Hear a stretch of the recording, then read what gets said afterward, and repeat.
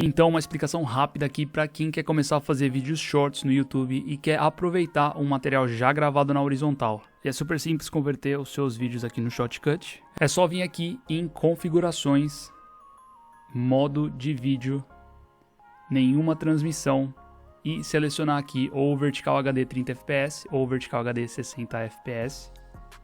E devido a essa conversão, o seu vídeo ele não vai preencher a tela toda sem que você dê zoom e perca as laterais do vídeo. Aí você vê o que é melhor e se realmente dá para reaproveitar e transformar o seu vídeo em shorts.